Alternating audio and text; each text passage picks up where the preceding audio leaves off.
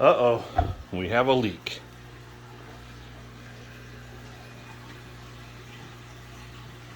And I believe, judging from the water on that aquarium, that's the one that's leaking.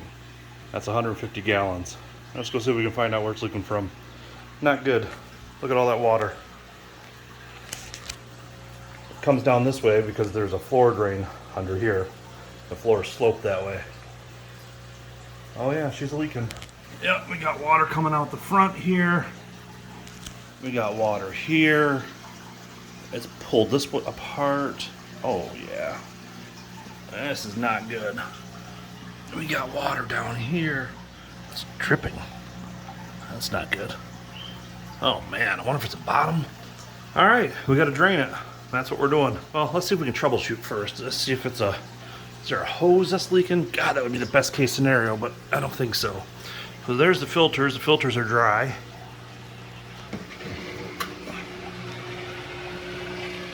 Filters are dry.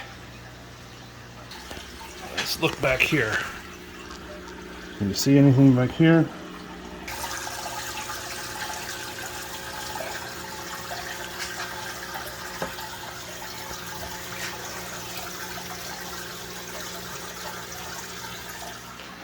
My seals are dry here, but it's leaking forward. It looks like it's leaking from this side, but I can't see back there. Let's see if I want it. That tube is dry. Alright, I think the best thing to do in this situation is to just drain it and then figure out where the leak is coming from after we get it drained and get those fish moved over to some other aquariums. That ought to be good. Can't put them there. You can put some here, I guess. I got a flower horn down there. I can't put anything down there. I got that Oscar over there. So these, I guess, will have to go in there. Alright, let's get to it. You know, my biggest fear is that this thing's going to friggin' explode or something before I can get this water sucked out of here. So let's do that right now. Alright. Let me turn all this power off.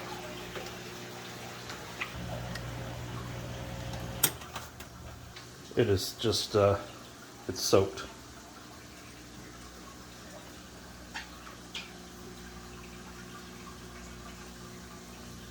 My plan is to get this water lowered and then net these fish and then transplant them into another tank, and then we'll sort this out once we get the water out of it.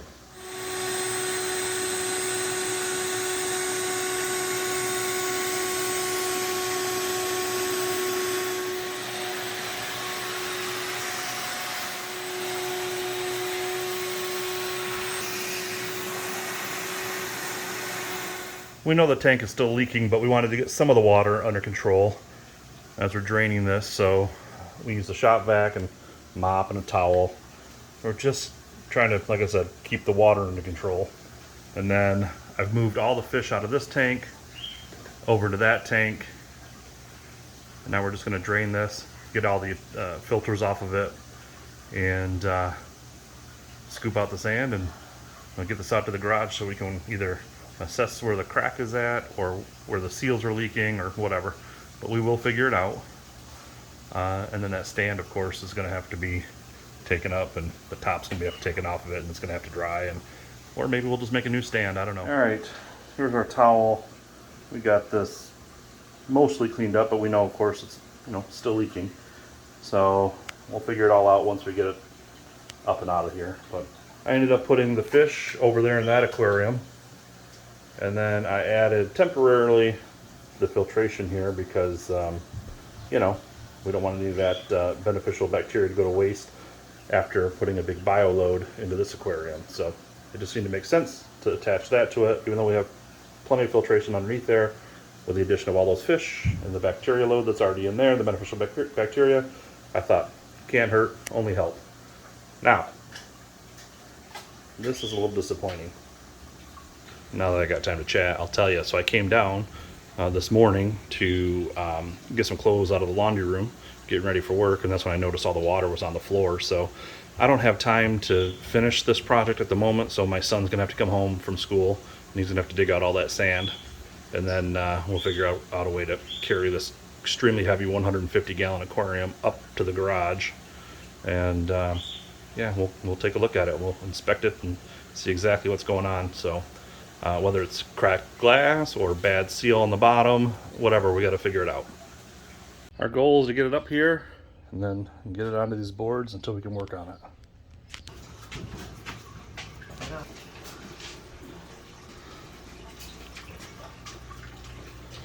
Watch your step, be careful. All right, it's up here. Good. Nick and Jerry hustled this thing up the stairs like it was nothing. This is garbage now, though.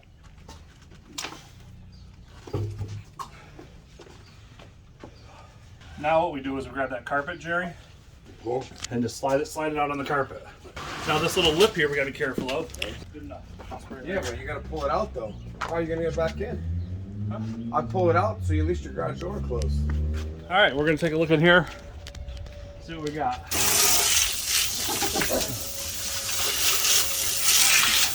Right now I'm just looking for any obvious cracks. I'm hoping it's just the seal, because I could reseal it.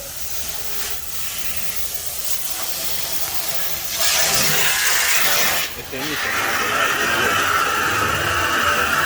Yeah, if it's not cracked, it's salvageable. All right, you guys gently tip it forward. All right, spray it. Spray it. Go ahead. Tell me.